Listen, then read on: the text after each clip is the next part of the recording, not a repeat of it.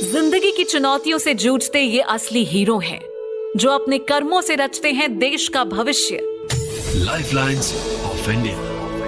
Lifelines of India में आइए सुने उन नायकों की कहानी जिन्होंने अपने साहस और सेवा से बदली भारत की तस्वीर।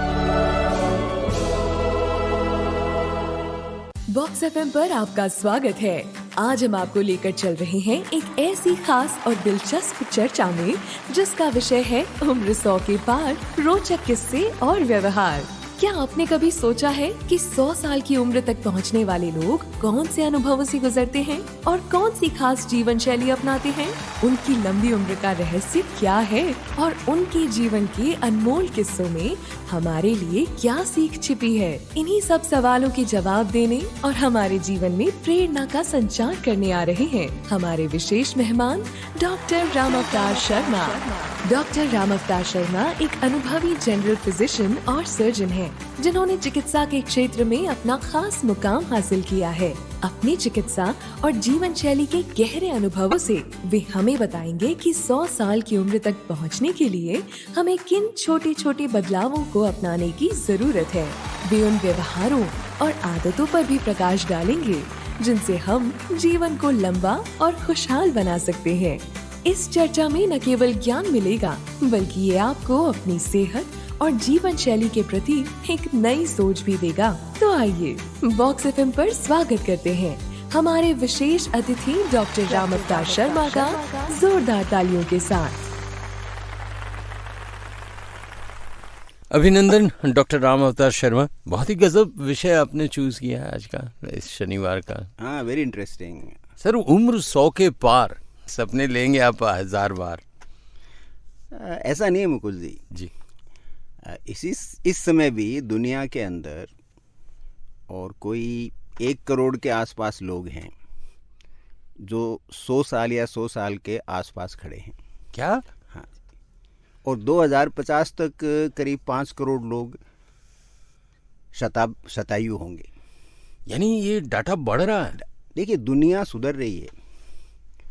हमारा परसेप्शन है ना, वो दुनिया के तथ्यों को जानता नहीं है। जी, मैं एक छोटा सा उदाहरण देता हूँ। जी जी जी जी। आप देखेंगे, यदि गूगल करते हैं तो 1960s में जाइए आप। जी, तो 1960s में सऊदी अरबिया में यदि 100 बच्चे जन्मते थे तो करीब 75 बच्चे मर जाते थे पर 1000 बच्चों में से। 1000 में से 75 इन्फेंट मोर्टेलिटी रेट थी। जी। और इंडोनेशिया के अंदर उस समय करीब 40 से 50 थी। और आगे आप जाते हैं तंजानिया में तो वहाँ करीब 200 के आसपास बच्चे, 278 या 80 के आसपास, 280 या 278 के आसपास बच्चे थे पर 1000 मर जाते थे जन्म के विद इन 1 और 2 ईयर। ओह। अब उसी को आप 95 में लेके आइए। जी। 95 में जो बच्चों की मृत्यु दर थी सऊदी अरबिया में वो करीब 35 रह गई। जी। और आपके इंडोनेशिया में करीब 14 रह गई और तंजानिया में 78 के आसपास हो गई। जी। और अभी 2023 के जो डाटा आए हैं, डेटा जो, उसमें तंजानिया की जो बच्चों की मृत्यु दर है वो 35 पर 1000 हो गई है। यानी 280 से, जहाँ 280 बच्चे मरते थे 1000 में से जन्म के 2 साल के अंदर अंदर, वो अभी दर है सिर्फ 34 रह गई। और आज अपने भी देखें इंडिया के अंदर तो आपने कहाँ सुना है कि बच्चा जन्मते ही मर गया? रेयर है अभी। हाँ, ये रेयर है। पहले बहुत कॉमन थी। जैसे हमारे बचपन को देखेंगे तो बहुत लोग बच्चे बहुत मरते थे। बच्चे या प्रसव के दौरान माँ और बच्चे दोनों में से एक, तो दोनों की अब दर मतलब करीब करीब गायब सी हो गई है। तो इसका मतलब दुनिया तो सुधर रही है। सो बात है तथ्यात्मकता की। जी। तो हम तथ्य को देखेंगे तो दुनिया सुधर रही है। बहुत और लोग ज़्यादा जी रहे हैं। हम खाली बातों में कहते हैं कि पुराने टाइम में साहब बहुत लोग जीते थे। अरे भाई, पुराने टाइम में आप तो थे ही नहीं। जी। डेटा थे।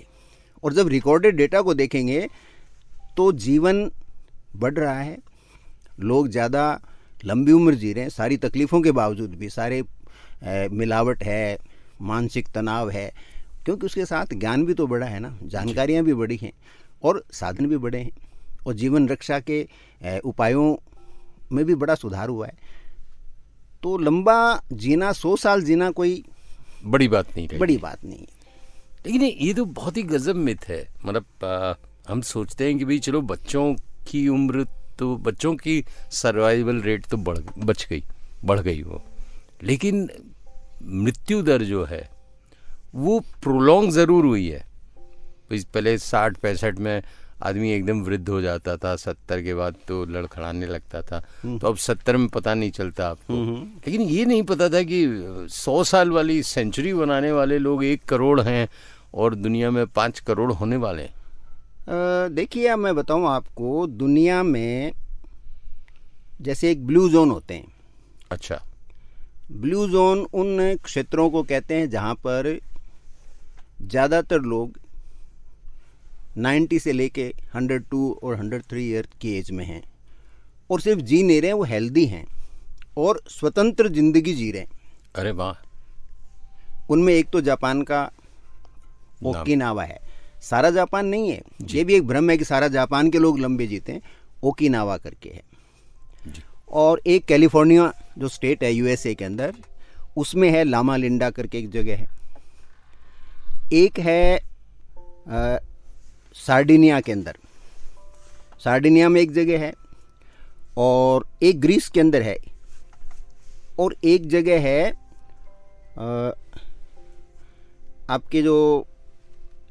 आपके निकागा करके कोस्टा रिका के अंदर एक जगह है। अच्छा। अब ये तो वेल नोन है, ब्लू जोन्स कहते हैं। अब एक नया ब्लू जोन और उभर के आया है, वो है सिंगापुर। अच्छा। अब सिंगापुर में 89 प्लस के लोगों की जो संख्या है वो लगातार बढ़ रही है। तो 89 उम्र से बड़े जो लोग हैं उनकी संख्या, ये एक नया ब्लू जोन उभर के आ रहा है। तो जब जानकारियां बढ़ेंगी तो नए नए ब्लू जोन होंगे। अब जैसे इंडिया है जी, यहाँ अच्छी हेल्थ केयर है, यहाँ का वातावरण काफ़ी अच्छा है, दूसरे देशों हमारे मतलब ह्यूमन फ्रेंडली है जी। हम चाहें तो मतलब हम 100 साल तक आराम से जी सकते हैं। और हमारे देखते हम देख रहे हैं कि लोग जैसे पहले 70 में तो आदमी बिल्कुल बुढ़ा जाता था। हाँ, यही हमने अपने दादा परदादाओं को अगर देखें। 70-80, मेरे 2-3 रिश्तेदार हैं 82 के आसपास हैं, हेल एंड हार्टी हैं, खटखट चलते हैं जी। एक को तो आप जानते हैं, हरिशंकर जी शर्मा हैं। हाँ, वो 82 के हैं, फटफट चलते हैं, भागते हैं, दौड़ते हैं। ओह कमाल है। 82 के हैं वो? 82 के हैं, लगते भी नहीं है। तो कहने का मतलब है कि लोगों की उम्र बढ़ रही है। ये हमारा तो भ्रम है कि भाई जिंदगी छोटी हो रही है। जिनकी हो रही है वो इसलिए हो रही है कि वो जीवन के सिद्धांतों का पालन नहीं करते, या कहीं हेरिडिटी होती है, या कहीं खान पान में, मेंटल स्ट्रेस, बहुत सारे कारण होते हैं। लेकिन जो भी आदमी प्रयत्न करेगा तो ये अचीवेबल है। डॉक्टर साहब, बहुत सारे सवाल इसके साथ ही उभर जाते हैं कि दो प्रश्न ऐसे हैं जो मुख्य रूप से कौंध रहे हैं मन में। एक, जैसे 60 में हमारे भारत में रिटायर कर देते हैं, आप विदेश जाएंगे तो वहाँ पे आपको 70-75 वाले बड़े प्यार से ड्राइविंग करते हुए, सार्वजनिक बसें चलाते हुए या क्रूज चलाते हुए, मतलब वर्किंग फोर्स में एक बहुत बड़ा पोर्शन आफ्टर 60 वालों का है, यूथ के बजाय। नहीं, अब यहाँ भी आप देख रहे हो, जैसे कॉलेज के प्रोफेसर्स हैं, मेडिकल डॉक्टर्स हैं, इंजीनियर्स हैं, बैंकिंग सेक्टर के अंदर लोग हैं, तो पोस्ट रिटायरमेंट एम्प्लॉयमेंट मिलने लग गया है जी। जैसे मेडिकल में और एजुकेशन जो सिस्टम है उसमें तो आप 70 तक आप जॉब कर सकते हो जी, और री एम्प्लॉयमेंट उनका मिलता है। तो इसमें 70 तक तो आदमी फुल्ली वर्किंग है जी। पर मैं उस साइकोलॉजिकल एस्पेक्ट पे आना चाहता था, विशेष तौर से जो सरकारी कर्मचारी हैं। देखिए, सरकार का तो बहुत कारण होता है रिटायर करने का, कि उनको जो यूथ को भी तो काम देना होता है जी। हमारे यहाँ मतलब यूथ बहुत बड़ी एक संख्या है, फोर्स है। उनको आप एम्प्लॉयमेंट नहीं दोगे और सीनियर लोगों को रिटायर नहीं करोगे तो फिर एम्प्लॉयमेंट नहीं मिलेगा। सरकार का एम्प्लॉयमेंट कोई एवर एक्सपेंडिंग तो है नहीं कि बढ़ता ही रहेगा। वो जॉब्स हैं वो तो फिक्स रहेंगे मोर और लेस जी, तो उनको तो रिटायर करना ही है। लेकिन गवर्नमेंट रिटायर के बाद में पेंशन वेंशन देती है, और आदमी चाहे तो अपना 10 काम और कर सकता है। यही मैं जानना चाह रहा था कि वो मनोवृत्ति जो 60 के बाद, रिटायर होने के बाद आप सोच लेते हो कि अब मैं रिटायर हो गया, and they waste their time, घर में आइडली बैठे हुए हैं, कंट्रीब्यूशन नहीं कर रहे। रिटायरमेंट का मतलब निष्क्रियता नहीं होनी चाहिए, यस, वो एटीट्यूड है। यस भाई एक्चुअल में क्या होता है, जैसे अपने कहने 100 के पार जो होते हैं, जो तथ्य है, जो जिस पे हम बातें करेंगे जी, तो उसमें हमें कुछ चीज़ों का नॉलेज होना चाहिए सो दैट हम 100 को अचीव कर सकें। तो जो स्टडीज़ बताती हैं कि एक तो डाइट का बड़ा रोल है, और ये देखा गया है कि जो लोग 100 के हैं या एक सुपर सीनियर कहते हैं जिसको 110 प्लस जी, तो उनमें मेजॉरिटी में लोग वेजिटेरियन हैं डोमिनेंटली, उनका मुख्य खाना वेजिटेरियन है।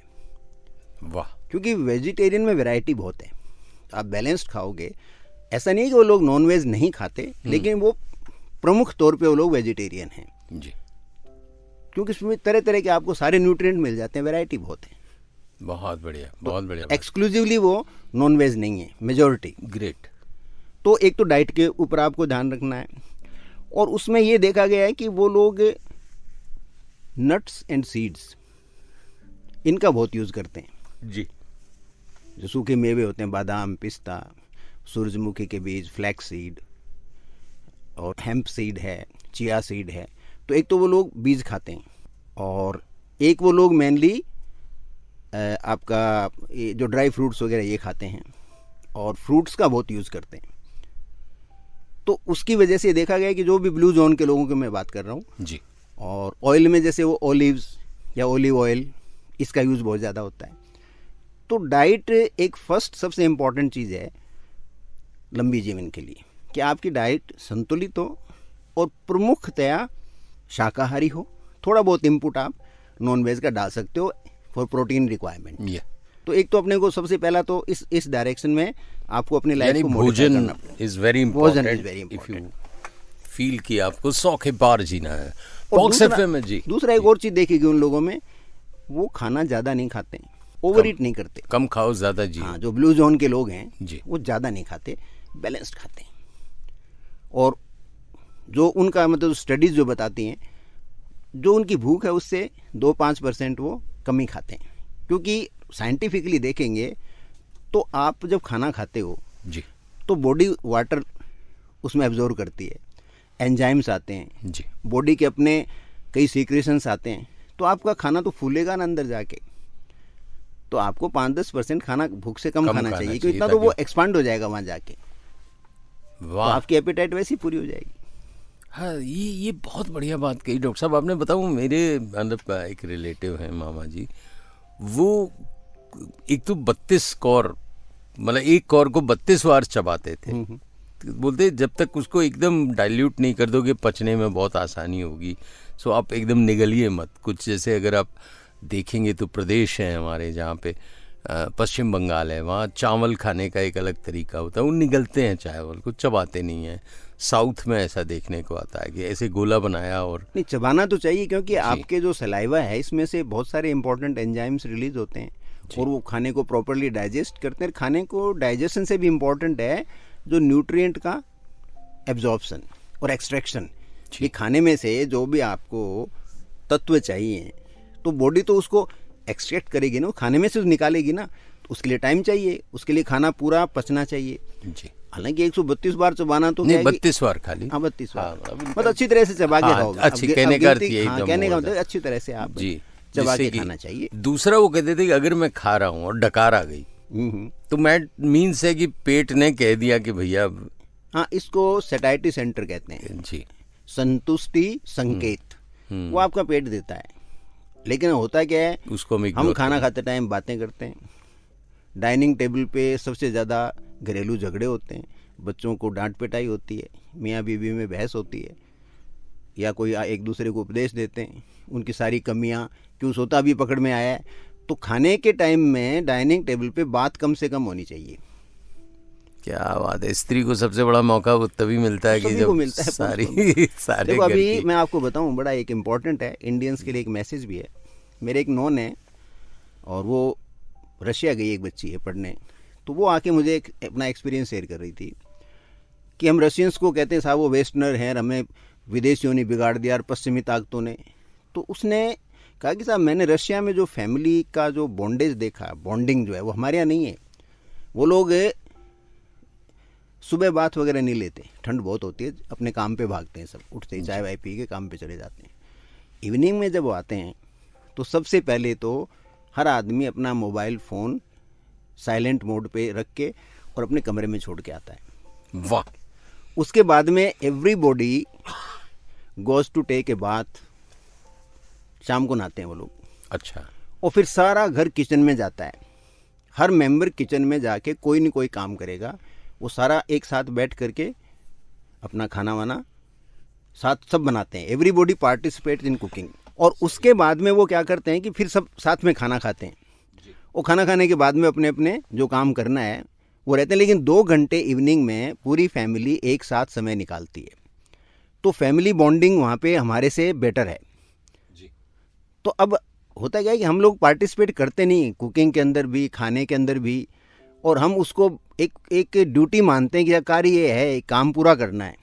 So we should start enjoying the meals. Sir कमाल की बात कही आपने, कमाल की बात कही। मतलब इसको विजुलाइज करके देखिए कि घर का माहौल कितना सुंदर होगा। कि घर में 5 सदस्य हैं, पांचों किचन में बैठे हैं, हाँ, कोई कुछ काम कर रहा है, जो भी जिसके हिसाब से वो करना है। एक फीलिंग घर में कितनी अच्छी आएगी भाई, पांचों मिल के कंट्रीब्यूट कर रहे हैं, तो बनाने वाले को भी बड़ा सुकून मिल रहा है और खाने वालों को भी पता चल रहा है कि कितनी कितनी उसमें मेहनत पड़ती है। इसलिए रशियंस की देखिए, they live longer, much longer, उनकी एक्सपेक्टेड एज है। रशियन गांव में बड़े बुजुर्ग लोग मिलेंगे आपको, विलेजेस के अंदर, सिटी में भी। कुछ तो ठंडा एरिया है तो वहाँ इन्फेक्शन वगैरह कम होते हैं, लेकिन वो इन्फेक्शन कम होते हैं तो उनका खाना वगैरह भी हमारे जितना वैरायटी नहीं है, फिर भी वो लोग काफ़ी लंबी उम्र जीते हैं, काफ़ी हेल्दी जीते हैं। और दूसरा जो इम्पोर्टेंट जो इनमें देखा ब्लू जोन वालों में, वो है कि वो एक्सरसाइज करते हैं रेगुलर। अब एक्सरसाइज ये जरूरी नहीं जिमिंग करते हो जी, ज़्यादातर वो फार्मिंग करते हैं, खेत का काम करते हैं ज़्यादातर लोग, और या फिर पर्सनल वर्क अपना खुद करते हैं। Usually they use cycle rather than motor vehicles. Great. ये 5 जो जगह मैंने आपको बताई हैं, वहाँ पर ज़्यादातर लोग या तो पैदल चलेंगे और या साइकिल यूज़ करेंगे, और लिमिटेड एरिया में रहते हैं वो लोग, बहुत एम्बिशियस नहीं है, सिंपल सी जीवन है, इसलिए लिमिटेड एरिया में उनका काम साइकिलिंग है या वॉकिंग ऐसे चलता है, तो थ्रू आउट वो लाइफ एक्टिव रहते हैं। बहुत बढ़िया, बहुत तो बढ़िया। डाइट के बाद में जो दूसरा इम्पोर्टेंट जो हमें चीज़ होती है वो है फिजिकल एक्टिविटीज या एक्सरसाइजेस। आप दोनों में से कोई भी बैलेंस कर सकते हैं, इससे आपको कुछ ईयर्स तो डेफिनेटली मिलेंगे। अब आ जाऊँ मैं डॉक्टर साहब पहाड़ों पे। अभी बहुत पहले की बात है, 1.5 साल पहले की, पीओके अधिकृत कश्मीर जो है, वहाँ के गांव की स्टोरी आई थी कि वहाँ औरतें अमूमन 100 साल की एज रखती हैं। क्यों रखती हैं कि एक तो प्रकृति वहाँ की बहुत सुंदर, दूसरा वो लोग बहुत हंसते हैं, बहुत स्वस्थ रहते हैं, बहुत पॉजिटिव सोच रखते हैं। मतलब बहुत अच्छा उस पर एक टॉपिक आया था कि यार ये गांव ऐसा है जो 100 के पार सबको बेड़ा पार करता है।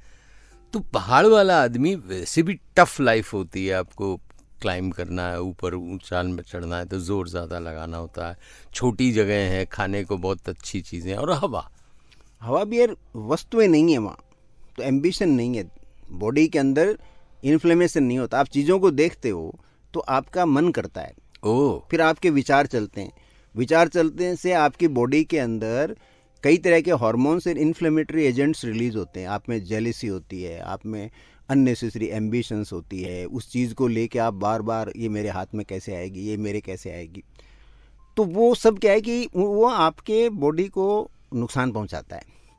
तो इसका मतलब है संतोषी जीवन। हाँ, इसीलिए इम्पोर्टेंट है। और वो पहाड़ों में रहते हैं, उनको कोई 5-4 चीज़ें चाहिए ज़िंदगी के अंदर, तो इसलिए एक ये रीज़न है। और दूसरा क्या होता है कि चूँकि वो घूमते फिरते बहुत हैं, तो जो लंबी उम्र का तीसरा जो फैक्टर मैं उसी पे आने वाला था, आपने उदाहरण दे दिया उसमें, वो है स्लीप, नींद आना। 8-9 घंटे आराम से सोइए। हाँ, तो वो 7-7:30 अंधेरा हो जाता है और वो सुबह 6 बजे से पहले उठेंगे नहीं, तो आराम से बढ़िया नींद पूरी करते हैं।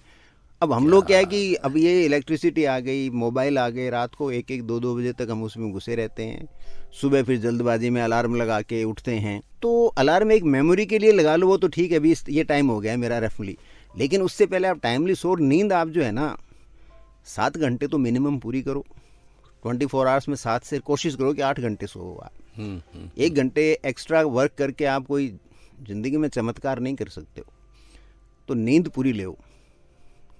वाह क्या तो बात जो है। बड़े सेंटेनेरियन हुए हैं ना, जो जी। सुपर सेंटेनेरियन, 100 साल और 100 से 110 122 साल तक एक लेडी कैलेमेंट करके फ्रांस की एक लेडी थी, वो 122 साल तक जी। और रिकॉर्ड के अंदर देखिए, अनऑफिशियल तो मैं कोई क्लेम को मानूंगा नहीं, ऑफिशियल जो रिकॉर्डेड है वो 122 साल मैक्सिमम एज इंसान के रूप में उस लेडी की रखी है। उसका एक ही काम था जी। देखिए, वैसे उसकी लाइफ देखोगे तो आपको लगेगा यार ये क्या है, क्योंकि वो पूरी ज़िंदगी तो अकेली रही, शादी वादी नहीं करी उसने। 20-22 साल से की उम्र से उसने सिगरेट पीना शुरू किया, लेकिन डिसिप्लिन था, दिन में 2 सिगरेट पीती थी। लोग कहें तली चीज़ें मत खाओ, वो बहुत रिच नहीं थी, गरीब सी थी, वो फ्रेंच फ्राइज खाती थी डेली, 1 अंडा खाती थी, और शाम को वो जैसे फ्रांस में होता है सुबह शाम दोनों टाइम वो फ्रेंच वाइन पीती थी, और 122 साल तक जी। प्लस पॉइंट उसका क्या था? 0 एम्बिशन। पूरी ज़िंदगी उसने साइकिल चलाई, और इवनिंग होते सो जाती थी, सुबह 4-5 बजे उठती थी, और अपना सारा काम वो खुद करती थी। उसके घर में कोई वॉशिंग मशीन वगैरह कुछ नहीं था। तो कई बार क्या है कि जिन आदतों को कहते तुम इससे तुम्हारी जान चले जाएगी, उससे ज़्यादा ज़रूरी आपकी लाइफस्टाइल है, क्योंकि शरीर बाकी में थोड़ा बहुत एडॉप्ट कर लेता है अपने आप को। तो जीन क्लेमेंट नाम है शायद उसका जी। तो उसकी लाइफ को देखें तो ये इंपॉर्टेंट चीज़ जो सामने आती है वो एक्टिव लाइफ और स्ट्रेस फ्री लाइफ है। और उसमें यदि आप थोड़ा बहुत ज़िंदगी के जो जिसको कहते हैं भी आनंद आता है इसमें, वो एंजॉय कर लोगे तो शरीर उसको बर्दाश्त कर लेता है। सॉरी जीन, आपकी इतनी अच्छी बातें सुन के मुझे ताली बजाने की इच्छा हुई। क्या बात है, मतलब जिंदगी भर आप साइकिल चलाओ, कोई बहुत ज़्यादा एम्बिशन मत रखो, मेरे पास ये गाड़ी हो, घोड़ा हो, ये इसको पाया, इसको खोया, इसको बेचा, इसको खरीदा, और शांति से अपने जीवन की जो दैनिक दिनचर्या है। नींद तो दर्द के बिस्तर में भी आ सकती है, उनके आगोश में सर हो ये ज़रूरी तो नहीं। उम्र जलवों में बसर हो ये ज़रूरी तो नहीं। भाई कोई बात नहीं, बहुत अच्छी बात चल रही है। अभी डॉक्टर राम अवतार शर्मा साहब से हम बात कर रहे हैं। 7339990969 और 9116565744 पे आप उनसे बात कर सकते हैं। अब हम आमंत्रित कर रहे हैं, और चैट बॉक्स है जो बॉक्स एफएम का, उस पर भी आप अगर लंबी उम्र जीना चाहते हैं तो 100 के पार अगर आप सेंचुरी बनाना चाहते हैं, हाफ सेंचुरी में नहीं आउट होना चाहते, तो आप हमसे बात कर सकते हैं। सो डॉक्टर राम अवतार शर्मा जी का स्वागत करते हैं हम दोबारा। बहुत अच्छी बातचीत चल रही है हमारी बॉक्स एफएम पे 7339990969 पे। आप भी अगर आपकी जिज्ञासा है तो बात कर सकते हैं। विषय बहुत ही प्यारा है, 100 साल के पार व्यवहार आपका कैसा बढ़िया होता है, क्या रोचक बातें छिपी हुई हैं 100 साल की उम्र पा लेने के किस्से क्या हैं, इस पे हम बात करें।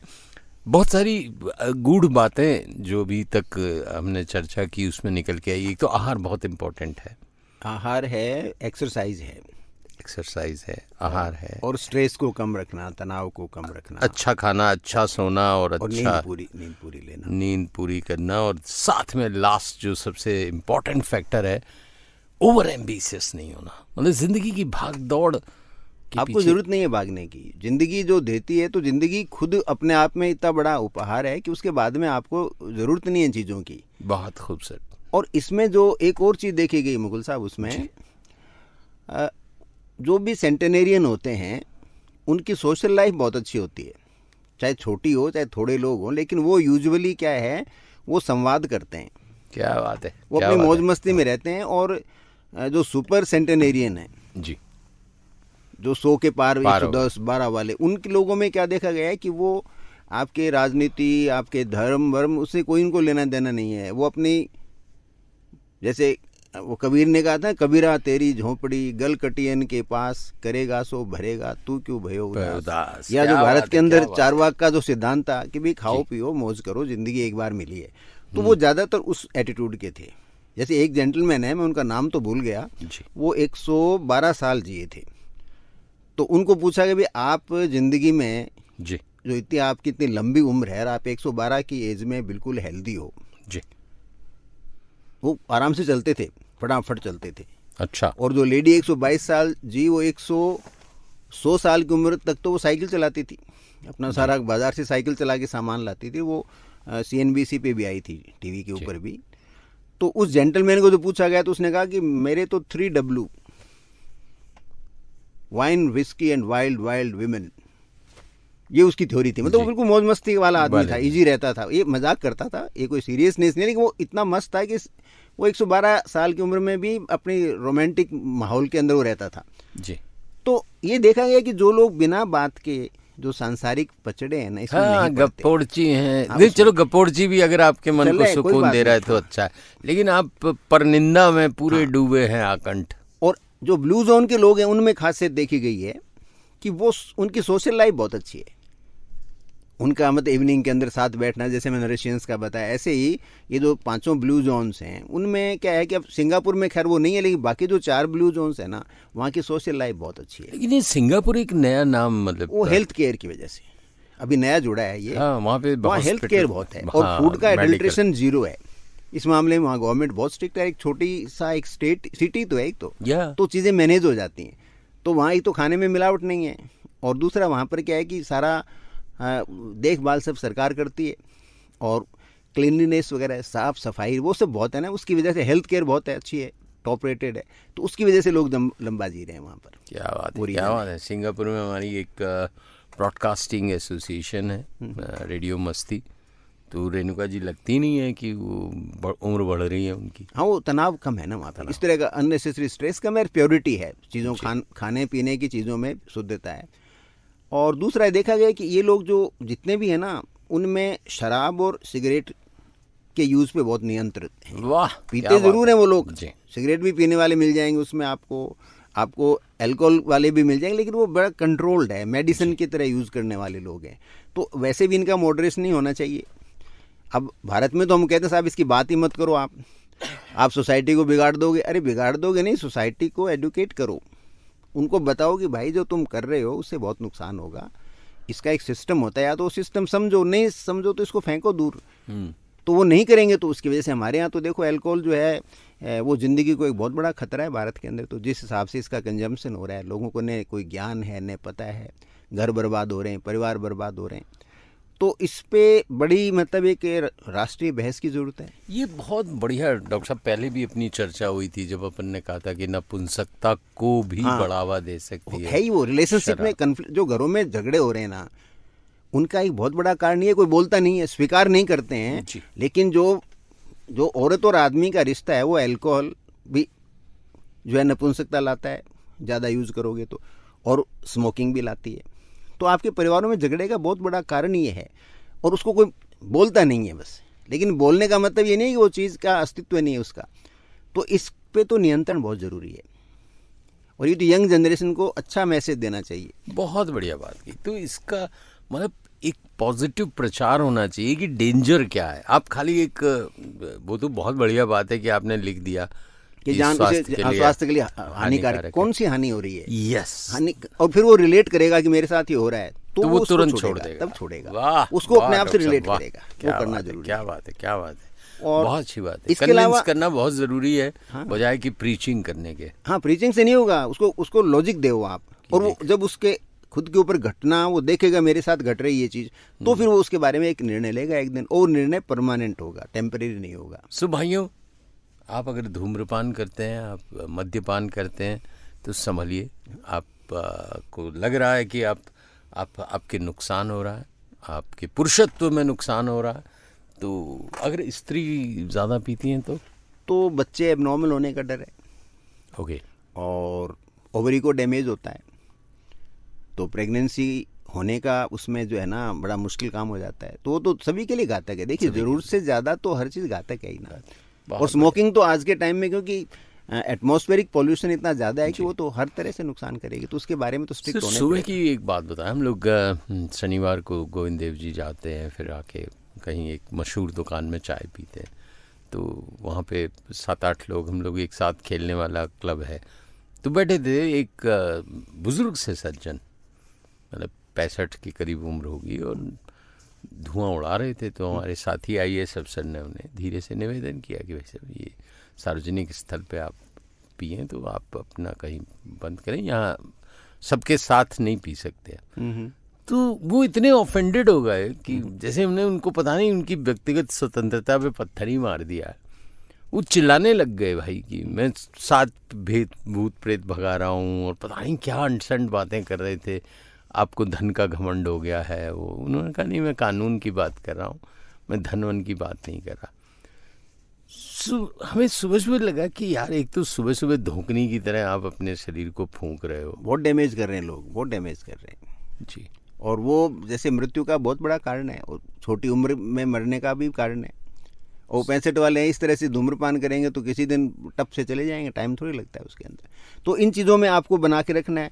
दूसरा मैं एक और बताना चाहता हूँ जी, जो बहुत पुराना कंसेप्ट है। दोपहर में खाने के बाद में आप 10-15 मिनट लेट जरूर जाइए, 10-15 मिनट सो जाना चाहिए। वाह। चाहे 10 मिनट ही सो आप, चाहे नींद लेना जरूरी नहीं है, just lie down, let your stomach work. उसको खाना तो पचाने दो बेचारे को, सारे दिन वो काम करता है। अजी लोगों को भ्रम है कि खाना खाने के बाद टहलना चाहिए। शाम को आफ्टर लंच जी, sleep a while, okay. After dinner walk a mile, oh great. After lunch sleep a while, after dinner walk a mile. तो घूमना शाम को चाहिए, दोपहर में खाना खा के और आपको 10-15 मिनट लेट जाना चाहिए जी।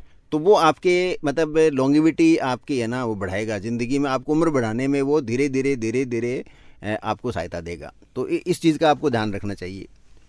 और दूसरा क्या होता है कि आप काम और ज़िंदगी जीने के बीच में एक संतुलन बनाइए जी। अब हम लोग क्या काम ही काम करते हैं, ज़िंदगी का संतुलन बनाते नहीं हैं, तो वो भी एक घातक चीज़ है। क्या बात है, क्या बात है। बहुत बहुत खूबसूरत बातें चल रही हैं इस समय, एक से बढ़कर एक रोचकता इस हिसाब से कि ये जो आपने अभी बात कही ना डॉक्टर साहब, बहुत ही खतरनाक बात थी कि पर अगर जैसे कोई आदमी ऑफिस में है तो सोएगा कैसे? आप 10 मिनट तो कहीं भी ऑफिस में लंच आवर्स तो मिलते ही है ना, 10 मिनट चेयर पे भी आंख बंद करके बैठ जाइए, पाँव को थोड़ा सा ऊपर कर लीजिए, कोई स्टूल पे रख के 10 मिनट आप आंख बंद करके बॉडी को रिलैक्स छोड़ दीजिए। सो चलिए, ये बातें सुन के एक हमारे श्रोता हैं, उत्प्रेरित हैं, उनसे पूछना चाहते हैं कि वो क्या जानना चाहते हैं। मुझे तो बहुत बढ़िया लगा है कि खाना खाने के बाद 1 माइल और शाम को 10, मतलब सुबह तो आप 10 मिनट सो जाइए, 10 मिनट लेट जाइए, तो रिलैक्स कीजिए। हाँ, रिलैक्स करिए। हेलो जी। हाँ नमस्ते। नमस्ते। थोड़ा सा निवेदन है कि आप ब्रॉडकास्ट भी सुन रहे हैं, तो ब्रॉडकास्ट हमारा थोड़ा सा पीछे चलता है, हम एडवांस होते हैं 10-15 सेकंड, तो आप कंफ्यूज मत होइएगा। अपना प्रश्न पूछिए, डॉक्टर राम अवतार शर्मा हमारे साथ मौजूद है। हाँ सर, मैं एक जानना चाह रहा था कि लंबा जीवन सभी लोग जीना चाहते हैं, लेकिन इतनी इम्प्योरिटी है आज के टाइम में, फूड में या डेयरी प्रोडक्ट्स में, सभी में ले लो, तो इन सब से बच के कैसे निकला जाए, क्योंकि ये तो जीवन का हिस्सा हो चुकी है। अभी भी देखिए, आप देखें बहुत सारी चीज़ें होती हैं जिनमें मिलावट का प्रतिशत बहुत कम है। आप मोटा अनाज खाइए, उसमें आपको, जैसे आप राजस्थान में रहते हो, आप जो राजस्थान में चीज़ उपजती है वो खाइए ना। आप चपाती में गेहूं के साथ में आप जैसे बाजरा है, ज्वार है, जौ है, उसको ऐड ऑन कीजिए। अब ठीक है, हम सबको तो नहीं प्योर कर सकते, लेकिन गेहूं में केमिकल्स का यूज़ सबसे ज़्यादा है, और जो राजस्थान में जो फूड प्रोड्यूस होते हैं उनमें उसका यूज़ कम है। दूसरा, आप जो सब्जियां वगैरह जो जिस सीज़न में हो उसका आप नॉलेज रखिए, वो सीजनल चीज़ें खाइए, उसमें मिलावट की संभावना कम होती है, क्योंकि वो बल्क में प्रोड्यूस होती है, तो उसमें संभावनाएं काफ़ी कम हो जाती हैं। और ऐसे ही फलों का भी है, जैसे राजस्थान में आप रहते हो, जो धौलपुर वगैरह के इधर के जो अपने आते हैं, जो फ्रूट्स आते हैं इस एरिया के अंदर, या चोमू से बेर आते हैं, आप उनको यूज़ कीजिए। तो ऑप्शंस तो बहुत है हमारे पास, ऐसा नहीं होता है। हमें अपने, क्योंकि हमें अपना जीवन बढ़ाना है, तो हमें उसी हिसाब से मॉडिफाई करना पड़ेगा, ये होता है। आपने अपना परिचय नहीं दिया सर। मैं रामनिवास पालवास बोल रहा हूँ सर। हाँ रामनिवास जी, जी मैं ये जानना चाह रहा था कि आजकल गेहूं में लोग, बाजरे में भी यूरिया आजकल खेतों में डालने लग गए, और वही यूरिया से रामनिवास जी नुकसान नहीं होता है, नुकसान होता है पेस्टिसाइड और हर्बिसाइड से। जी जी ये वो पॉइजनस होते हैं, उन पे वो ज़्यादा यूज़ करने से। वो भी जैसे अब यूरोपियन कंट्रीज़ में वो बिल्कुल नियमित मात्रा में अलॉटेड होता है, उतना मिलता है पर स्क्वायर यार्ड के हिसाब से उनको मिलता है कि इतना ही मिलेगा, आपको उसी से काम चलाना है, तो वो टॉक्सिक लेवल से कम रहते हैं। हमारे यहाँ नियंत्रण नहीं है। यूरिया से कोई नुकसान नहीं होता है सेहत को डायरेक्टली, नुकसान होता है पेस्टिसाइड एंड हर्बिसाइड से, ये आपको ध्यान रखिए। बहुत रामनाथ जी, एक प्रश्न मैं भी पूछ लूँ आपसे। बहुत दिनों से आप हेल्थ के प्रोग्राम को रेगुलर सुनते हैं, डॉक्टर साहब के प्रोग्राम को, हेल्थ के प्रति बहुत जी। डॉक्टर साहब से काफी प्रभावित हूँ मैं, और इन्होंने मेरा जीवन है वो लगभग बढ़ा दिया है। क्या बात है, क्या बात है। हमारे प्रयास यही कर रहे हैं कि डॉक्टर साहब सबका जीवन बढ़ाएं। तो बॉक्स एफएम का परिचय डॉक्टर साहब के कारण आपको हुआ? जी जी जी जी सर जी। बहुत बहुत शुक्रिया रामनाथ जी, इसी तरह से अपनी जिज्ञासाओं का समाधान पाते रहें। शुक्रिया, thank you. Ramnath ji 3 miss call मार चुके थे, तो इसका मतलब बहुत ज़्यादा इंटरेस्टेड है। तो इन्होंने एक बहुत अच्छी बात कही सर, जो मिलावट की बात कही। तो आप मिलावट दिल्ली की देखिए ना, प्रकृति में क्या मिलावट हो रही है। देखिए, आप कितनी चीज़ें लेने के लिए मुकुल जी कहाँ कहाँ नहीं भटकते हैं। आप दूर दूर जा रहे हैं, कोई तीर्थ यात्राओं पे जा रहे हैं, कहीं शादियां अटेंड करने आप दूर दूर जा रहे हैं ना आप सब लोग जी। तो आप क्यों नहीं अपने फूड को सोर्स करने के लिए जयपुर से 25-30 किलोमीटर दूर किसी गांव में जाके सोर्सिंग करते? आप डायरेक्ट लाइए वहाँ से जी। और आप ऐसे एरिया बहुत हैं जहाँ पे बहुत ज़्यादा हर्बिसाइड और पेस्टिसाइड यूज़ हो ही नहीं सकते। जैसे बाजरा है, बाजरे में बहुत यूज़ नहीं हो सकते हैं। ऐसे आपको गेहूँ भी मिल जाएगा राजस्थान में, जहाँ पे ऐसे एरिया मिलेंगे आपको। ऐसा नहीं है कि आप ढूंढोगे तो मिलेंगे नहीं। तो आप और कामों के लिए जाते हो, तो अपने जो आपकी ज़िंदगी है उससे इम्पोर्टेंट तो किसी की शादी या कोई तीर्थ यात्रा हो नहीं सकती। तो आप उन सोर्सिंग के लिए थोड़ा जाइए, उन लोगों को भी रिलीफ मिलेगा और आपको अपना जीवन लंबा मिलेगा। तो प्रयास तो करना ही पड़ेगा ना। ये बहुत बहुत बढ़िया बात कही आपने, बहुत अच्छी बात कही कि हम मतलब अगर अच्छा जिसको कहते हैं ना, बिना मिलावटी दूध मिल रहा है डेयरी में कहीं दूर जाके गाय वाले के पास, या घी कहीं शुद्ध मिल रहा है, तो उसके लिए हमें तो हर चीज़ घर में चाहिए एट डोर। नहीं, मैं हर महीने अपने गांव जाता हूँ, मेरे खाने का सामान ज़्यादातर वहीं से लाता हूँ। मेरे मिठाई खानी है तो मैं वहीं से बनवाता हूँ। तो वो क्या है कि आप जहाँ अपने रूट्स है उस तक वापस पहुँचने की कोशिश तो करो जी। उन रूट्स में जाओ, और आप नहीं जा सकते तो उन सोर्सेज को पकड़ो जो आपके लिए कर सकें। बहुत बढ़िया बात कही, बहुत बढ़िया बात कही डॉक्टर साहब। एक अब आ जाए सवाल पे जीन्स का। लोग कहते हैं कि भाई हेरिडिटी से भी उम्र का बहुत जोड़ है, हार्ट के रोग का जोड़ है, बहुत सारी चीज़ें हैं। तो हेरिडिटी का क्या रोल होता? देखिए, हेरिडिटी का निश्चित रोल है।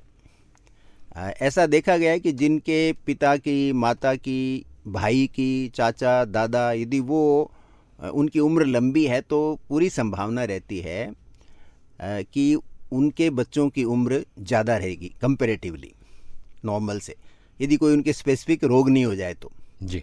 इसको कहते हैं जीनोटाइप। लेकिन ये तो वरदान वाले लोग हैं, ये कह सकते हो एक तरह से सामान्य भाषा में। इनको तो भाई एक वरदान मिला है जी, लॉटरी खुली है इनकी। तो लेकिन ये ग्रुप बहुत छोटा है। अच्छा। दूसरा है फिनोटाइप जी। वो आपके बस में है। फिनोटाइप का मतलब होता है कि आप अपनी ज़िंदगी को किस तरह से बैलेंस करें जी। आपकी लाइफस्टाइल और आपकी फिजिकल एक्टिविटी को आप किस तरह से समझ करके और इस तरह से रखें कि आपका शरीर जब आप 60 साल के हों तो देखने में आप 50 साल के लगें। वाह। आप 70 साल के हों तो देखने में लगे कि भाई 55-60 के बीच का आदमी है, यानी आप 10 साल छोटे लगें जी। और दूसरा कि 65 ईयर के बाद में, या 60 मान लो आप, 60 के बाद में आप कितना कम बीमार पड़ते हैं। इन दो चीज़ों का, इसको कहते हैं फिनोटाइप। तो भाग्य से हैं, उसमें आपका कोई रोल है नहीं जी। वो तो लॉटरी खुल गई, किसी की खुल गई, किसी की नहीं खुली, तो उनकी संभावनाएं ज़्यादा है, गारंटी नहीं है। फिनोटाइप आपके हाथ में। आप उम्र से छोटे रहने की कोशिश कीजिए। तो उसके लिए क्या करें? उसके लिए शरीर की एक्सरसाइज, फिजिकली एक्टिव रहो। आप चलो तो ऐसे नहीं लगना चाहिए कि 70 साल का आदमी डोलमुल चल रहा है, उसको पीछे से कोई देखे लगे कि यार कोई 55-56 साल का आदमी चल रहा है। क्या बात है, मतलब मेंटली आप फील करिए, सेल्फ कॉन्फिडेंस हो, यस, देवानंद बने रहिए। हाँ, और आपके शरीर में ताकत हो। आप इस तरह की मसल स्ट्रेंथनिंग लाइट एक्सरसाइज करते रहो, सो दैट आप चलो ना तो आपकी चाल में ऐसे नहीं लगे कि अब गिरे। और आप बॉडी का बैलेंस बना के बैलेंसिंग एक्सरसाइजेज करो जी। तो शरीर का बैलेंस बना रहेगा। और प्लस 60 के बाद की बीमारियां शरीर के लिए घातक होती हैं, जो शरीर की अपनी शक्ति करीब 40 से 50% कम हो जाती है जी। तो आपको ऐसे जीवन शैली अपनानी चाहिए कि आप कम से कम बीमार पड़ो। तो यदि आप 60 के बाद में बीमार कम रहेंगे तो संभावना है कि आपकी ज़िंदगी 5-10 साल आराम से एक्स्ट्रा बढ़ जाएगी, क्योंकि बॉडी को डैमेज नहीं होगा जी। तो जीन्स अकेली सब कुछ नहीं है, हमारे अंदर खूब क्षमता है। नेचर ने हमें वो शक्ति दी है कि हम अपने जीवन को एक्स्ट्रा जी सकते हैं। क्या बात है, क्या बात है, शक्ति दी है नेचर ने। पर आप अब बुढ़िया गए हैं, मन से भी बुढ़ा गए हैं, तन से भी बुढ़ा गए हैं, और 60 के बाद आपको बीमारियां घेर रही हैं, मानसिक रूप से भी आप बीमार हैं, तो संभलिए। तो उसका एटीट्यूड चाहिए ना। हाँ। एटीट्यूड पॉजिटिव रखो आप। जो उम्र है वैसे तो एक नंबर है जी, और हम चारों तरफ देखते हैं ऐसे बहुत लोग मिलेंगे जो अपनी उम्र में भी बिल्कुल फिट हैं जी। और आप अपने रिश्तेदारों में देखोगे आसपास वो बहुत लोग हैं। अब वो लोग यदि अपनी लाइफस्टाइल को यहाँ मॉडिफाई कर लें जी, और वो चीज़ों को, जैसे कहते हैं ना, हमारे पुराना टाइम होता था कि साहब मैं वानप्रस्थी हूँ, अब जी जी जी, अब मैं कोई ज़िंदगी में दखलंदाजी किसी के दूंगा नहीं, मेरी ज़िंदगी में कोई दखल करेगा नहीं। वाह, तो वाह, आप आराम से अपनी बॉडी को हेल्दी रख सकते हो और 10 से 15 साल तक तो आप एक्स्ट्रा आराम से गेन कर सकते हो। लेकिन वो मेंटल आपको स्ट्रेंथ चाहिए कि आप ऐसे निर्णय ले सकें। अपनी धुन में रहता हूँ मैं भी तेरे जैसा हूँ। क्या बात है। अब संगीत है ना, ये भी आपको सेंचुरी मारने में बड़ा सहायक हो सकता है। यस डॉक्टर साहब, आपने मेरी प्रश्न ये छीन लिया। ऐसे म्यूजिक जी, और शाम का समय हो और मध्यम सी रोशनी और आंख बंद करके यदि आप रोजाना इस तरह का क्लासिकल जो म्यूजिक वो सुनो तो शरीर में अपने आप तरंगे। क्या बात है, क्या बात है डॉक्टर साहब, मैं प्रश्न मेरा आपने छीन लिया। मैं यही कह रहा था कि संगीत आपकी उम्र बढ़ाने में कैसा है, जैसे डिस्ट्रेस करता है। मेरी बिटिया मुझे हल्के से एक अच्छा सा म्यूजिक जो भी वो सुनती है भेजती थी, पापा आंख बंद करके 10 मिनट सुनिए। पीछे उसका उद्देश्य है कि 10 minute peacefully you can spend. नहीं, आपका ब्रेन कूल हो जाता है उससे। तो ब्रेन में तो क्या है कि इतनी एनर्जी होती है। जैसे आपको गर्मी में जब गर्मी लगती है तो आप पाँव कितने लंबे होते हैं, छाती इतनी लंबी होती है, वहाँ हवा थोड़ी करते हो, आप खाली सिर पे करते हो। तो इसका मतलब हमारी बॉडी में मैक्सिमम एनर्जी है तो हमारे सिर में पैदा होती है। तो म्यूजिक उससे वहीं से इन्फ्लेमेशन होता है और वहीं से बीमारियां बहुत सारी जो क्रोनिक डिजीज होती हैं वहीं से उपजते हैं। तो इसलिए म्यूजिक का बड़ा रोल है, ब्रेन को कूल डाउन करता है। क्या बात है। तो लंबी उम्र के लिए आप अच्छा संगीत सुनिए, अच्छा खाइए। हाँ, व्यास जी उस ग्रुप में आ सकते हैं, सेंचुरी लगा सकते हैं। हाँ, वो है, उम्र उनकी काफी बढ़ती जा रही है और वो बहुत सक्रिय हैं। हाँ, मैं जानता हूँ। कुछ न कुछ वो करते रहते हैं, लिखते रहते हैं, पंगा भी करते रहते हैं। वो भी जरूरी है, विचारधाराओं के विरुद्ध। हाँ, वो तो जरूरी है। जी जी। सो अब हम बात कर रहे थे जीन के बाद जो असली अगली बात थी, वो इस शरीर के प्रति ऐसी उत्सुकताएं मनुष्य के पैदा होती हैं कि भाई जीता है, जीवन होता है, फिर अचानक एक दिन आपको पता चलता है कि एक आदमी तो स्वस्थ था, अच्छे भले थे और चले गए। तो डेथ है क्या बेसिकली? देखिए, death is basically absence of life. मृत्यु अपने आप में कोई चीज़ नहीं है, मृत्यु तो एक अभाव है। जीवन नहीं है तो मृत्यु है, मृत्यु अपने आप में तो यानी जीवन है। जो चीज़ स्पष्ट है, सामने है, वो तो जीवन है, मृत्यु थोड़ी है। मृत्यु एक एब्सेंस है, जीवन गायब हो गया। जो मैंने एक टॉक में पहले भी बताया था कि मेडिकल साइंस में सांस लेने को कहते हैं inspire. In goes the spirit, in goes the life. आपके अंदर जीवन गया। एंड एक्सपायर, एक्सपिरेशन, तो with each inspiration we expire. हर सांस के तुरंत बाद में हमारी मृत्यु होती है, फिर वापस जीवन आता है। तो हमारे जीवन बेसिकली देखें तो हमारे चारों तरफ जीवन है। जैसे बांसुरी में आप हवा मार के और संगीत निकालते हो, तो संगीत तो उस हवा के अंदर है, बांसुरी में थोड़ी है। बांसुरी उसको मैनिफेस्ट कर रही है। तो life is all around us, और हमारे शरीर से वो रिफ्लेक्ट होती है। तो किसी दिन लाइफ अंदर आती नहीं है, तो एब्सेंस हो गया लाइफ का। तो absence of life is death. और इसमें देखा गया है कि जैसे लंबी उम्र वालों का, महिलाएं ज़्यादा लंबी उम्र जीती हैं। उसके पीछे कारण बॉडी का रेजिस्टेंस है उनका, मतलब बॉडी के अंदर उनमें फ्लेक्सिबिलिटी बहुत होती है और हार्मोन्स का बड़ा रोल होता है कि औरत यूजुअली 45 की एज तक तो अपने हार्मोन से, क्यों नेचर चाहती है कि जो भी जीव होता है वो धरती पे बना रहे, ये नेचर का इंस्टिंक्ट है। तो 45 तक फीमेल इज हाईली प्रोटेक्टेड, उसको सताया नहीं जाए, उसके ऊपर मानसिक तनाव नहीं डाला जाए ज़्यादा। और पूरी दुनिया में औरतें देखिए, चाहे युद्ध हो, चाहे अकाल हो, चाहे घरेलू हिंसा हो, चाहे दंगे हों, सबसे ज़्यादा तकलीफ में कौन आती है? औरत आती है जी। तो यदि आदमी का, मेल का औरत के ऊपर टॉर्चर अन्याय बंद हो जाए तो 45 साल तक तो औरत के कुछ बिगड़ता ही नहीं है, नेचुरल प्रोटेक्शन होता है उसका। फिर वो धीरे धीरे 50 तक उसके बॉडी में अच्छा खासा प्रोटेक्शन रहता है। वो तो घरेलू जो झंझटों की वजह से उसका शरीर बिखरता है और मदरहुड की उसको कीमत चुकानी पड़ती है, जो कि बच्चे बड़े होकर रियलाइज़ नहीं करते कि उसने हमारे लिए कितना बड़ा सेक्रीफाइस किया है। तो वो जीवन को अपना अधिकार मानते हैं, वो भूल जाते हैं इस चीज़ को कि उसकी मदर किन सिचुएशंस में से बाहर निकली है और उसके शरीर की उसने कितनी बड़ी कुर्बानी दी है। इसलिए नेचर ने उसको एक्स्ट्रा उम्र दी है। तो जो 100+ के जितने भी लोग हैं धरती में, उसमें से 4 फीमेल के पीछे 1 मेल मिलेगा। लेकिन यहाँ पे फिनोटाइप मेल का बेटर मिलेगा। मेल में स्ट्रेंथ ज़्यादा होती है जी। मान लो 110 साल की एक महिला है और 110 साल का एक पुरुष है, पुरुष ज़्यादा स्ट्रॉन्ग मिलेगा उस टाइम पर भी, क्योंकि उसमें मसल मास ज़्यादा होता है, मांसपेशियाँ ज़्यादा होती हैं पुरुष की। औरतों में मांसपेशियाँ थोड़ी वीक होती हैं तो उसकी स्ट्रेंथ कम होती है। तो क्वालिटी ऑफ लाइफ मेल में ज़्यादा मिलेगी आपको, और लंबी उम्र जो है ना, ज़्यादा प्रतिशत महिलाओं का है। 4:1 का रेशियो है। वाह डॉक्टर साहब, इस बात पे तो ताली बनती है।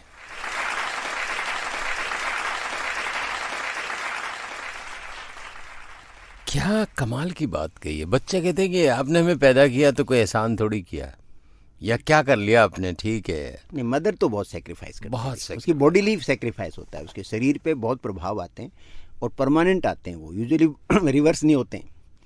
मोटी मोटी कुछ चीज़ें रिवर्स हो सकती हैं। माँ के उस बलिदान को याद रखें, स्त्री के उस बलिदान को याद रखें, इन पे संवाद हो। सब हमारे क्या, हर चीज़ पे संवाद होना चाहिए लाइफ के अंदर। अनफॉर्चुनेटली इस समय भारत में अपने देखें, क्यों अपने देश की बात करेंगे, हमारा नॉनसेंस चीज़ों के अंदर संवाद हो रहा है, जिनका हमारे जीवन पे कोई लंबा चौड़ा प्रभाव पड़ता नहीं है। हम ऐसी वाहियात बातों में अपना समय जाया कर रहे हैं, हम प्रोडक्टिव चीज़ों में बहस कम कर रहे हैं, और प्रोडक्टिव चीज़ों में बहस होती नहीं है। हम बेसिकली हिंसक हैं। तो ये जो पॉलिटिकल होता है, रिलीजियस होता है, कास्ट बेस्ड होता है, इसमें अंदर की हिंसा को आप रिफ्लेक्ट करते हो, तो आप वो बातें ज़्यादा करना चाहते हो।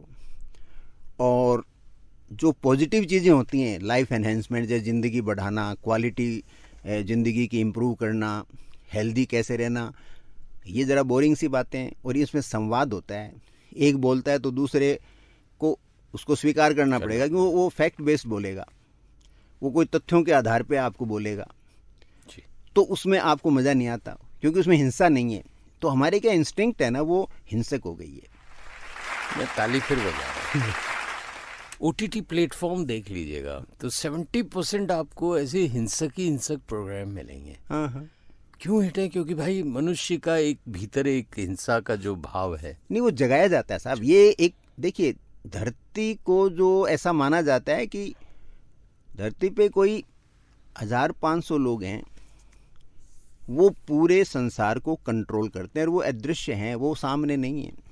बाकी जो तथाकथित महाबली आपको चारों तरफ नज़र आ रहे हैं दुनिया में, वो तो उन लोगों के प्रतिनिधि हैं, वो अदृश्य शक्तियाँ हैं, वो सारी धरती को अपने अपने हिसाब से वो मैनेज करते हैं। कम से कम आपकी इकोनॉमिक्स है, आपकी पॉलिटिक्स है, आपकी जो नेशन की जो डायरेक्शन है, उसको कंट्रोल करने वाले कुछ लोग और होते हैं। इन सब के बावजूद भी मेरा ये मानना है, आप फैक्ट्स को स्टडी करोगे तो दुनिया बेहतर होती जा रही है, दुनिया अच्छी होती जा रही है। ऐसा नहीं है कि दुनिया ख़राब है, दुनिया कभी ख़राब थी भी नहीं, होगी भी नहीं। हमारे सारे प्रयासों के बावजूद भी दुनिया ख़राब नहीं होगी। औसत आदमी ठीक हालत में है, सवाल है उसको डायरेक्शन देने की। क्या बात कही है डॉक्टर साहब। मतलब बताऊँ इन चीज़ों को, जैसे हम अपने कॉलेज डेज की बात कर लें, स्कूल डेज में इतनी दादागिरी थी। चैन उस समय नई नई हथियार के रूप में प्रयुक्त होती, साइकिल की चैन तोड़ी और लड़ाइयाँ हो रही हैं, खून खराबे हो रहे हैं। चक्कू बहुत बड़ी चीज़ होती थी, खटाखट खटाखट चलते हुए हर घटना आपको चौथे में नज़र आ जाती थी। लोगों में आक्रोश बहुत था। लड़कियां अगर बाज़ार, मुझे याद है रानी बाज़ार में पहली दफ़े एक आर्मी वाले की बेटी जीन्स पहन के चली गई थी और पीछे पीछे मेला चल रहा था। हो नहीं, बहुत होता था पहले, मतलब ह्यूमन राइट का वायोलेशन पहले बहुत होता था। मेरे खुद में जब मैं मेडिकल कर रहा था तो हमारे रेजिडेंट डॉक्टर एसोसिएशन का एक चुनाव हुआ जी। तो हमारे एक थे दादा टाइप आदमी थे वो, तो उन्होंने मेरा लाइब्रेरी से पढ़ के आ रहा था, तो उन्होंने मेरे पेट में चाकू लगा दिया, बोला तू यहाँ साइन कर, कल चुनाव में तुम्हें खड़ा कर रहा हूँ मैं। तो मेरा चुनाव से कोई लेना देना नहीं, मेरे को तो मेरा डिग्री कंप्लीट करनी थी, और उसने मेरे को चुनाव में खड़ा कर दिया। जिसके विरोध में खड़ा किया वो आज राजस्थान के बहुत बड़े नेता हैं, और वो आके मेरे अच्छे दोस्त भी थे, तो उन्होंने मेरे को धमकाया कि मैं तेरी पिटाई करूँगा, मेरे अगेंस्ट कैसे खड़ा हो गया तू। तो आपको ज़बरदस्ती खड़ा कर दिया चुनाव में। अब मैंने कहा भी मैं क्या कर सकता हूँ। तो इस तरह के जो ह्यूमन राइट वॉल्यूशन आज बहुत कम हो गए हैं। बहुत बढ़िया। पहले आवाज़ ही नहीं उठा सकते थे, आज तो आदमी क्या है कि फेसबुक पे एक डाल देगा, ट्विटर पे डाल देगा, तो उसका चारों तरफ फैल जाएगा भी, ऐसा हुआ है। पहले तो कोई साधन नहीं था, तो आप बिल्कुल हेल्पलेस होते थे। तो ऐसा नहीं दुनिया ख़राब हो रही है, दुनिया में बहुत कुछ अच्छाइयाँ हो रही है, दुनिया अच्छी ही होगी, हमें जागरूक रहना है। 100 साल पहले मुझे तुमसे प्यार था, आज भी और कल भी रहेगा। मतलब 100 साल की बातें गानों में होती थी। तो गानों में होती है, वैसे है ही। देखो हम यहीं तो हैं जी भाई। बॉडी क्या है, रिन्यू होती रहती है क्या बॉडी? ये सारे जो अर्थ के मैटर हैं वो उन्हीं का तो एक तरह से एक एमेलगमेशन हुआ है, वो सारी मिक्स होके बॉडी बन गई भाई। मिट्टी से सारी बॉडी बनती है जी, वो मिट्टी में चली जाती है, फिर वापस बन जाएगी। तो बॉडी तो रिन्यू होती रहती है ना। बॉडी का जब तक ये ब्रह्मांड है, जब तक ये पृथ्वी है, तो जीवन है ही ना। आप ही हो वो सब जी। गौर से देखो तो आप ही हो ना वो सब, बार बार बदल रहे हो। इसके अपने आप को क्यों मानते हो कि साहब मैं मर जाऊंगा? अरे बॉडी मर जाएगी, मैं तो यहीं रहूंगा ना। वो वापस वो calcium, sodium, magnesium, zinc, iron, वो तो यही है ना, तो उसी वापस आ जाएंगे किसी न किसी फॉर्म में। तो ये आपको एटीट्यूड बदलना पड़ेगा जिंदगी को लेके, और ये आपाधापी बंद करो कि इस जीवन में सब कुछ पालूंगा। आपको पाना क्या है यहाँ पे जी? क्या पाना है? आनंद पाना है बस। वाह। उम्र बढ़ेगी, और ये लाग लपेट छोड़ो, और यहाँ अपना पराया, ये सब रिलेटिव हैं। कौन आपका कब कहाँ सहायता दे दे, वही आपका अपना है। बहुत बढ़िया। डॉक्टर राव अवतार शर्मा साहब, बहुत बहुत आभार, मज़ा आ गया। क्या क्या बातें हुई हैं। हम इसे YouTube में भी ब्रॉडकास्ट करेंगे, फेसबुक में भी, और बहुत सारे सोर्सेज अलग हैं। पॉडकास्ट में भी आप इस पूरे वार्ता को बॉक्स FM के जस्ट फ़ोन का जहाँ सिग्नल बना हुआ है उसके ऊपर पॉडकास्ट का एक क्लिक है, उसको क्लिक करिएगा एंड यू कैन फाइंड जितने भी हमने इंटरव्यू लिए हैं सब उसमें हैं। तो डॉक्टर साहब के इंटरव्यूज़ अपने आप में एक क्रांति ला रहे हैं। चाहे हम हार्ट की बात करें, चाहे हम डायबिटीज़ की बात करें, चाहे हम सुसाइडल टेंडेंसी की बात करें, चाहे हम 100 साल जीने की बात करें, अपने बारे में, अपने शरीर के बारे में जानिए। ये डॉक्टर साहब की प्रथम जानकारी। जानोगे तो जियोगे ना, जानोगे तो खुद को जानिए। ये संदेश के साथ आज के प्रोग्राम को हम यहीं समाप्त करते हैं। थैंक्स।